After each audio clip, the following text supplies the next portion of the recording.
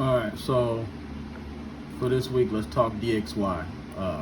Obviously, with the DXY, we mark up the DXY. First of all, my broker, I can trade DXY. So, and DXY actually pays very well at a standard.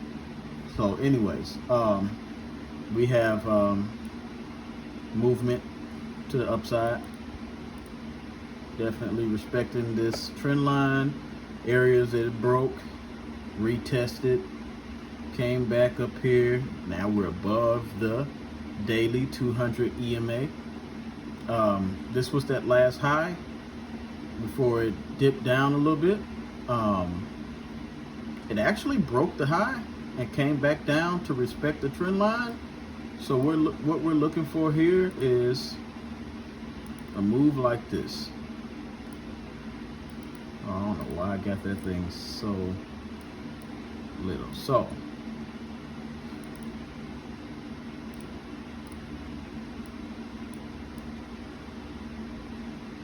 we want to break that high again. We want to see if it retests as a floor, and retest as a floor. And break this high, retest this as a floor, and continue to the upside on the DXY. And that's the only way we're gonna break this 200 EMA on the weekly. Once this goes above this EMA on the weekly, say goodbye to GU, NU, say goodbye to all them NU, GU, all this. That's gonna just dump to hell. This weekly candle is actually retesting this weekly support right here. But actually retesting this weekly support right here as we speak. So it's rejecting that. So I mean, it's almost Friday. If Friday we get a nice candle rejection, expect to the upside on DXY, which in terms is gonna say this for gold. Let's go to H4. Gold is going to continue making lower lows because the DXY is bullish. So, you know, when the DXY is bullish, gold is gone. I had two scenarios, but we're not going to ignore the fact that the DXY is bullish. The reason why I say, see, look, push down, right? Push. Then this happened a couple of weeks later. You know, y'all put them buys in like a goof clown. And we had to push down to the market right here, right? So that was the last high that week. Now we're here making a lower low, and it's looking very bearish. So possible lower low. Didn't take out this high yet. It made a lower low from here. So if it keeps making bearish incentives, it's just gonna keep going down, because that's basically what the dollar index is doing anyways. It's pushing down. Which in terms, I'm just going to do NU because I trade NU a lot. I'm going to take all these off. I was doing that for some other reason. Which in terms, take this off. This area where NU is at right now, and I'm actually in a sell with New Zealand JPY now. So this area right now is a retest area from here. As you can see, look, it broke up into this retest area, which is, there's another retest area right here. That's what made the big break. So market pushed up,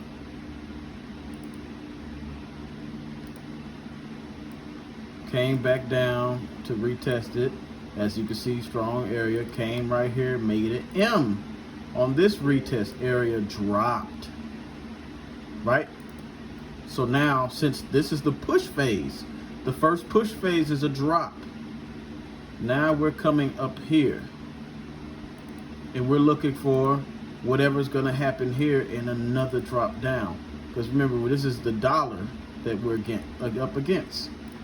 We're up against the dollar, and the dollar is bullish right now. So that's NU. So gold can be bearish, NU, GU, other sorts. EU should be definitely. Yep, see, EU is at the area of the retest right now. That area right there is that retest area. If it stays like that, we're gonna get a lower low. Like, we're gonna get a lower low. Ain't no other way around it. It ain't, if it doesn't break this, which means the dollar index is gonna have to stay bullish. If the dollar index stays bullish, we have lower lows coming. And I'm talking about, because it broke first look, push phase, because this was the area right there. That was an area. I forgot, it's somewhere on the H4. There was an area. So it got right there because it rejected this area and pushed it up here to come down. Now it's right here again. And if it's sitting there and it's making bearish incentives, now we have a long trade down to this area. And then obviously it's probably going to break that, because the market makes high, high, low, lower high, lower low, lower high from this high, lower low. Meaning it's going to take out this low. Then it's going to get down somewhere here and then retest this line. See, now it's going to come to that line. I forgot what line that was. That was a major area. But if it comes right here, or maybe if it doesn't come right here, it could possibly try to even come right here. And then make some bearish incentives and continue to the downside. The trading is so easy. Yep.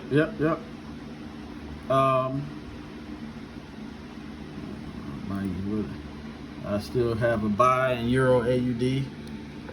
Trend is up. Pull back to the 50 golden zone. I'm still in that trade. I just took UCAD and it hit my TP. UCAD hit. Oh, I didn't hit TP. The other shit's long.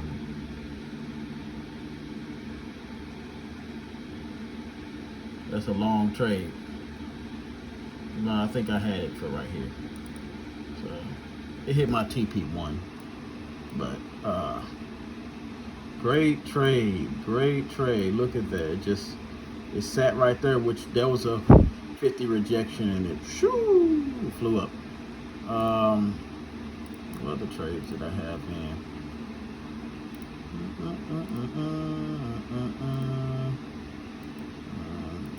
I had something else. I was supposed to take that Euro CAD. So I put a buy in Euro AUD. It's in profit right now.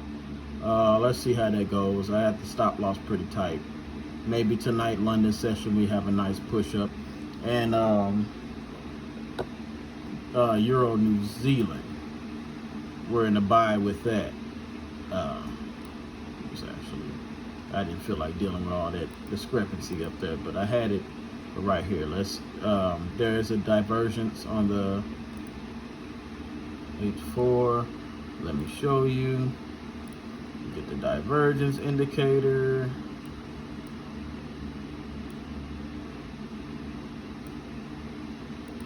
It's not showing up, whatever. We don't really need it.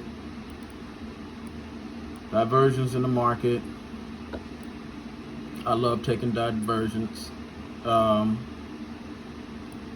And I don't just take divergence. There's other incentives reasons why I would go into here. I take it from this high up to that high. Oh, wrong. Wait a minute. Fucking up. I didn't mean to pull out the fib on that one, because I don't think that one had a fib. We're in profit with Euro AUD. GBP AUD is in profit right now. GBP New Zealand is in profit right now. And I was supposed to take this GBP CAD up to that area. I forgot. It's too many damn trades. We're swing trading Euro Chef right now. We got a small lot size in that. We're pretty deep in profit. I took all the damn drawings off. The reason why this Euro AUD, I was swinging it, because obviously, here's the daily. There's the daily, right? The daily on Euro AUD.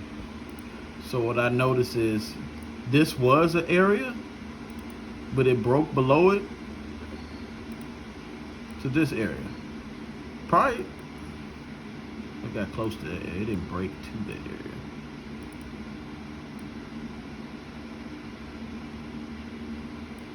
Hold on, bear with me. So that was an area that I was waiting on Euro AUD to get, or possibly down here, and it never really did. So the reason why I'm swinging this one, I had my position down here. I'm swinging it back to there. I had my stops right there. So far we're up pretty big. The reason why I was swinging this, because obviously it's been down for so long. But what I noticed, and that's why I love looking at higher time frames. What I noticed was this. We had a divergence on the daily. We had daily divergence. So I'm like, oh, this about to push up. So we loaded a whole bunch at the bottom, and we're taking this to the upside. I love looking for diversions on higher time frames. They always work out fine. I don't lose those trades as much. Even if they push up a little bit and I put them all at, I close some of the position out and put the stop loss and profit, we're still good. I think that's it. That's all we dealing with. We had here was a swing trade I caught with this guy I used to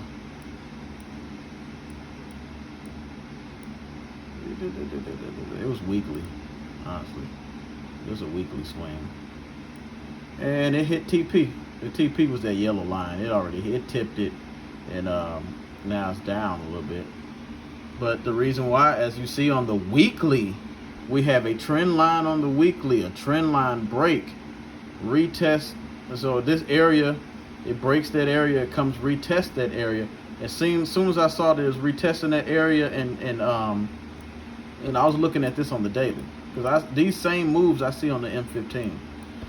So as soon as it broke up that candle, that big push, the bearish engulfing. Oh, come on.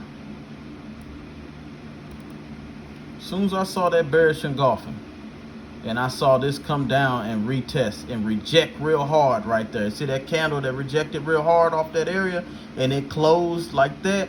We went in, like, I saw it. What was it? I think whatever week that was, I saw it coming up, so I put a buy in like right there, and then it closed as a doji or whatever, and then just flew up from there. And it hit it. We didn't have it right on there. We had it right there to cover them wicks, and it hit it, and we out the trade. Easy trade off the weekly. This is how you swing. Same ways you find trades on the H4, the H1 is the same way you swing. So yeah, that's for today. Peace.